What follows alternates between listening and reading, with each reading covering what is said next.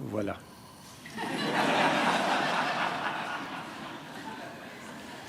Donc j'aimerais que ce moment dure très longtemps, mais on nous a demandé de parler très brièvement. Donc votre présence me touche beaucoup ce soir, et ce prix me réjouit beaucoup, parce que la reconnaissance dans mon industrie est aussi rare qu'incertaine. Alors ce prix me laisse croire que, comme le dit la chanson dans la mélodie du bonheur que je ressens ce soir, I must have done something good. Mais je ne sais pas ce que c'est. Merci beaucoup, votre Excellence.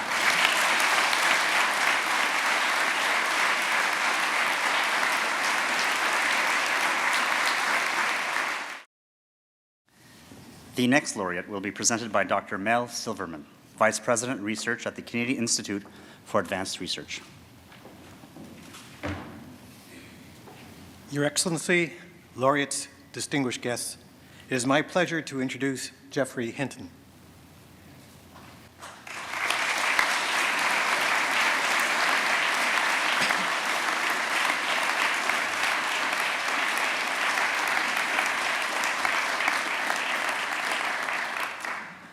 Jeff Hinton received his BA in experimental psychology from Cambridge and his PhD in artificial intelligence from Edinburgh. After 2 postdoctoral fellowships and 5 years as a faculty member at Carnegie Mellon University, he moved to Canada in 1987, appointed in the Department of Computer Sciences at the University of Toronto, and as a fellow of the Artificial Intelligence and Robotics program of the Canadian Institute for Advanced Research, CIFAR for short. From 1998 to 2001, he was the founding director of the Gadsby Computational Neuroscience Unit at University College London, and then returned to the University of Toronto, where he is currently a university professor, the highest rank the university can award. In 2004, he became the director of the Neural Computation and Adaptive Perception program of CIFAR. That's a real moniker. A program with a challenging mandate of trying to understand how the brain processes information at the level of the visual system.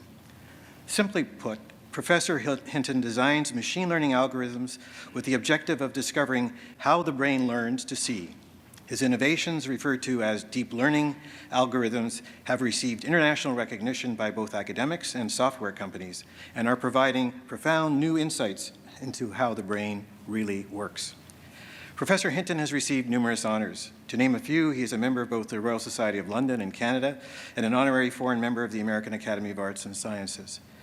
He has received several honorary degrees and prestigious research prizes, including the Hertzberg Gold Medal of the Natural Sciences and Engineering Council of Canada in 2011, Canada's top award in science and engineering. I promised Jeff that when I introduced him, I would be good, but not angelic. In response, he emailed me a picture of himself as a young lad fondling a python. As a consequence, Jeff, I hope I have been good. Your Excellency, Jeffrey Hinton.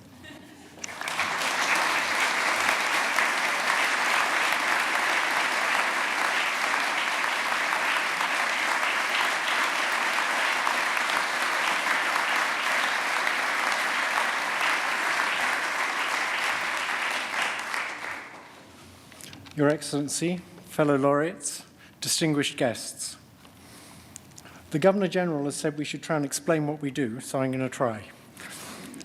When I was at high school, I became interested in how the brain works. The central puzzle is quite easy to state. At each instant, every neuron in your brain has to decide whether to emit a spike or not. It makes this decision by holding an election, in which incoming spikes from other neurons are treated as a number of positive or negative votes. By changing the number of votes that one neuron contributes to another neuron, you can change the outcome of the election. That's how your brain learns to perceive and understand the world.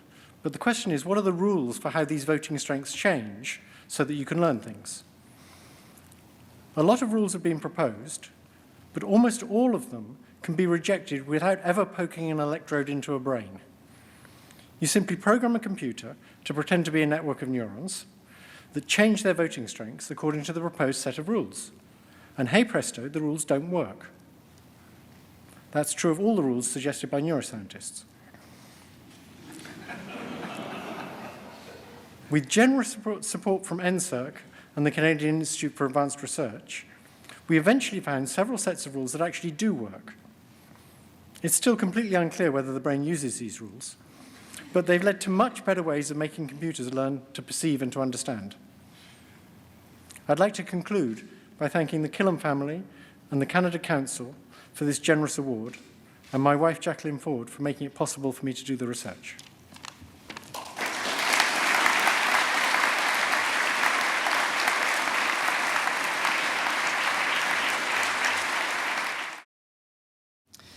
J'inviterai maintenant le professeur David Sénéchal, directeur, département de physique à l'Université de Sherbrooke, à nous présenter le prochain lauréat.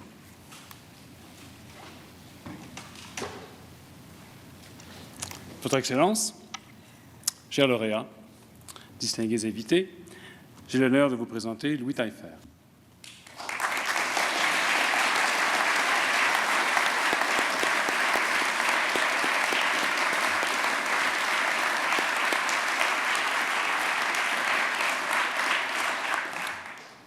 Louis Taillefer se passionne pour un phénomène stupéfiant, la supraconductivité.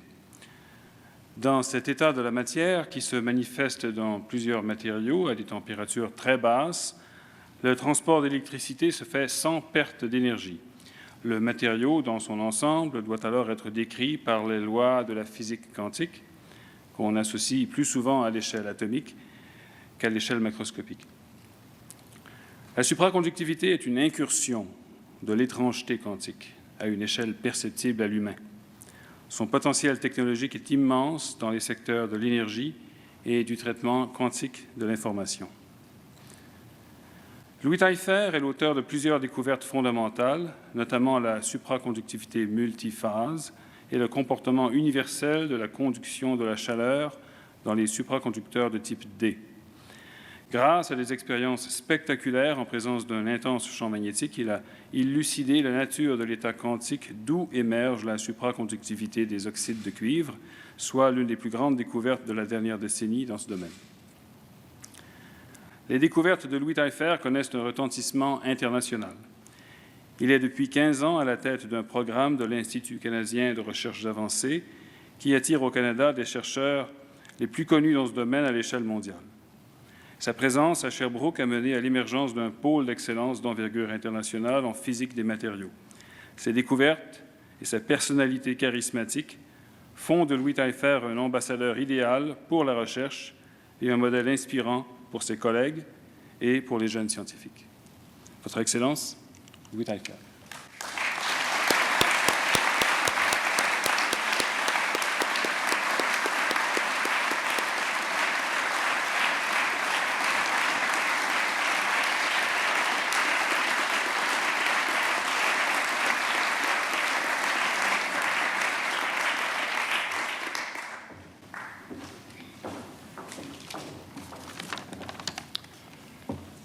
Votre Excellence, Madame Jean, Monsieur Lafont, distingués invités, chers amis et collègues, c'est un grand honneur de recevoir ce prix. Je remercie de tout cœur André-Marie Tremblay pour ma nomination. Je rends hommage à la Fondation Killam pour l'importance qu'elle accorde à la recherche fondamentale. Cette activité millénaire et ô combien humaine de chercher à découvrir et à comprendre le monde qui nous entoure.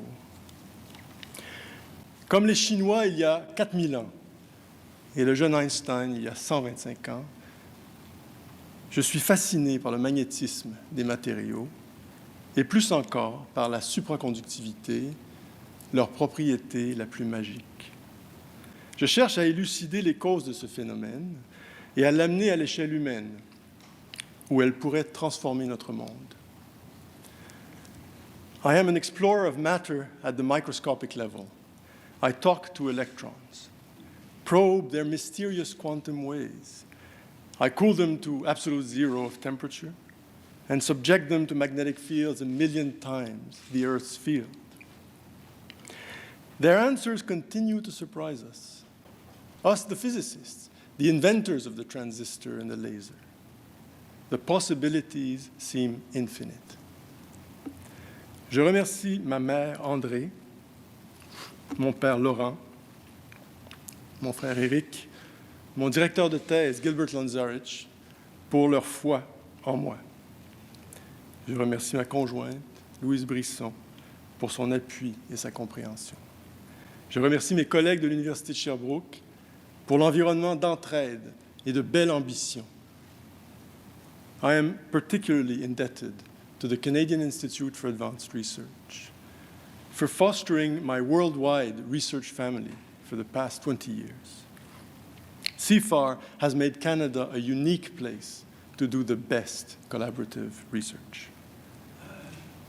Ma recherche vit par mes étudiants, postdocs et associés, dont plusieurs sont ici. Ces jeunes explorateurs enthousiastes et audacieux qui sont aux premières loges de nos découvertes. Merci et bon envol.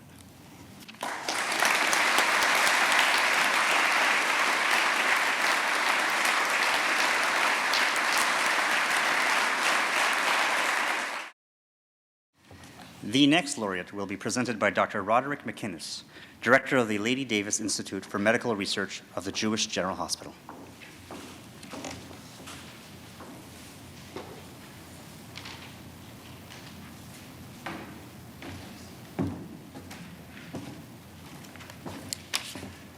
Your Excellency, it is my pleasure to introduce Mark Wainberg.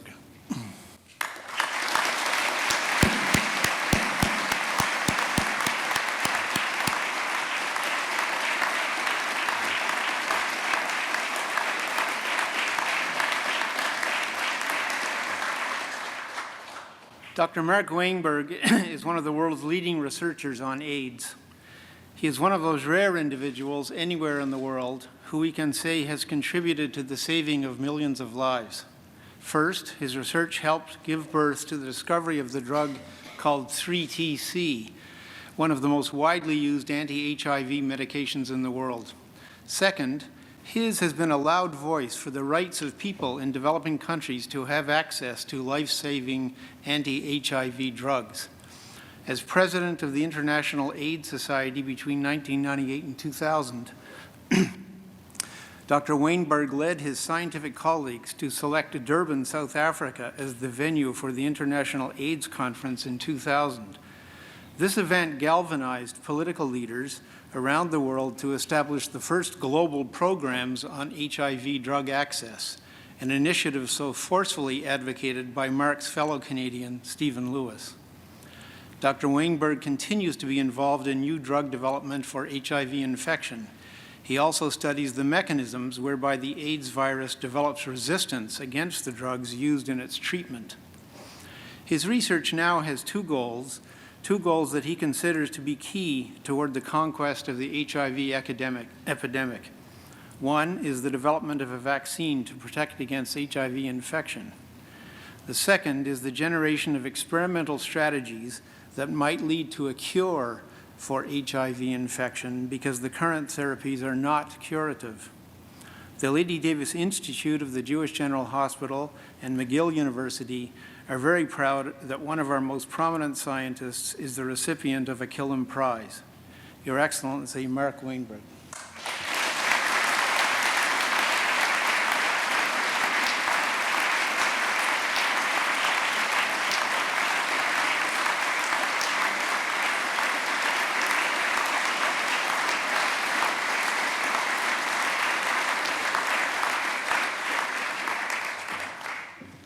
Votre Excellence, Madame Jean, Monsieur Lafont, distingués co-récipients, famille, collègues et amis.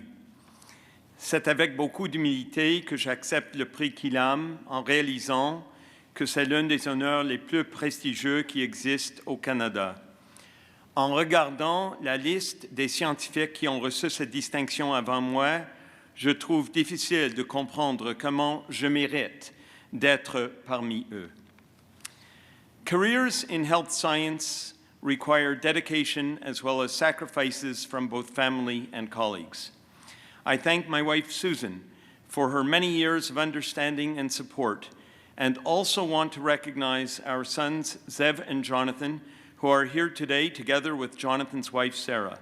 We are grateful that Zev is a successful physician scientist based at UCLA, and that Jonathan is a successful executive at General Electric. I also thank the members of my laboratory, among others Bonnie Spira, Bluma Brenner, and Maureen Oliveira, who have worked with me for more than 30 years, as well as our graduate students and postdoctoral fellows who are also here today for their devotion and hard work. Et évidemment, je remercie le leadership de l'Hôpital Juif de Montréal et de l'Université McGill pour m'avoir aidé dans la réalisation de beaucoup de mes rêves, ainsi que les agences comme les Instituts de recherche en santé du Canada, CANFAR et l'ISTP Canada qui ont octroyé notre recherche. Je remercie également le Dr. Rod McInnes pour avoir mis mon nom en candidature pour le prix Killam, parce que je sais très bien que Dr. McInnes mérite aussi bien que moi cette reconnaissance. Understandably, I would like to believe, as some have stated, that my life's work has made a difference for people around the world who are infected by HIV-1. When asked about what I consider to be my most important contribution to our field, I always answer, as Dr. McInnes indicated, that it was the selection of Durban, South Africa, to be the host city for the International AIDS Conference of July 2000 because of all the political pressure for drug access that emanated from this event. I am also proud to be a strong advocate of human rights and an opponent of all forms of discrimination and stigmatization against HIV-infected persons. En terminant, laissez-moi réaffirmer ma détermination à continuer nos programmes de recherche aussi longtemps que le bon Dieu me le permettra. Ceci inclut le désir d'aider la situation des Canadiens, incluant un trop grand nombre d'Autochtones qui sont infectés au VIH, ainsi que ceux dans les pays en développement où la maladie représente toujours une menace cruelle. Mesdames et messieurs, je vous remercie infiniment.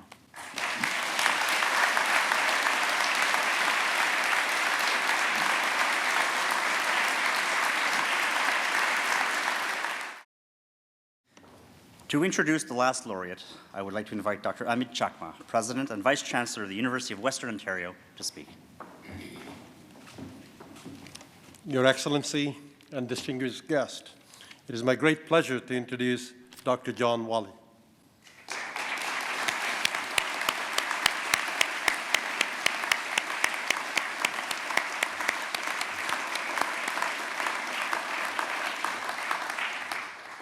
Dr. Whalley is a professor of economics at Western. As a specialist in tax reform, international trade and development, Dr. Whalley has been described as Canada's leading research economist. John is a graduate of Essex and Yale Universities, whose early research focused on the application of general equilibrium theory to taxation, with an interest in the economic integration of the United Kingdom into the European Economic Community, which later, of course, became the European Union.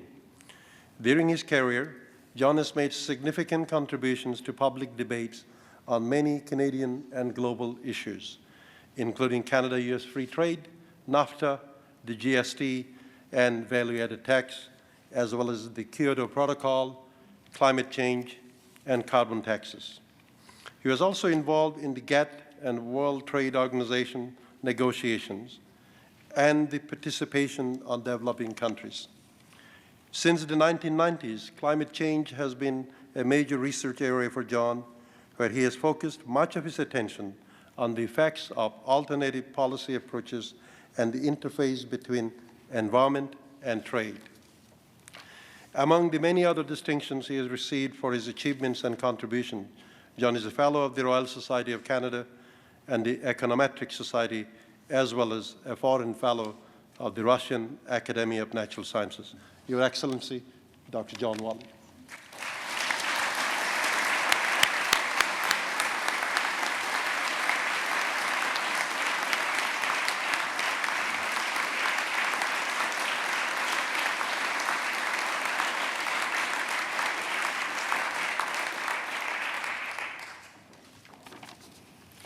Your Excellency, distinguished guests, fellow laureates, First, I would like to thank the Killam Prize Adjudication Committee for awarding me this prestigious award, which I will treasure till the end of my days.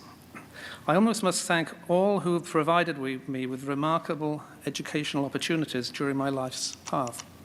I was very fortunate to be an undergraduate and master's student at Essex University in the UK in the late 1960s, as Richard Lipsey was building a vibrant and young new department. And then I was a graduate student at Yale in the 1970s, where I was taught by 3 Nobel Prize-winning economists, Charles Koopmans, Joseph Stiglitz, and James Tobin. And they instilled into me the professional value that the worth of even the most abstract theory lies in its eventual application and its contribution to social debate. I was then equally fortunate to move professionally through the London School of Economics to the University of Western Ontario, where since 1976 I've continued my career, and I must say that the university has been wonderfully supportive of my efforts. Now, as an economist in an academic environment, even though I move in and out of the policy environments, I'm acutely aware that I currently work in a challenged discipline. Effectively, no one anticipated the 2008 financial crisis and its aftermath. And I would add that nobody, in my opinion, anticipated the difficulties which could arise from the lack of overlap between budgetary policy and monetary policy that we are now witnessing in Europe. The euro was seen as a culmination of European integration and removal of trade barriers as specified in the Treaty of Rome, and that it would result in savings in transactions costs, and that was all there was to the debate. And today, there are few clear solutions offered by my discipline as to what to do. I've spent most of my career dealing with the resource allocation and income distribution dimensions of tax, trade, developmental, climate, and other policies. But these have involved analyses which have typically been based on assumptions of full employment, market clearing, and perfect competition.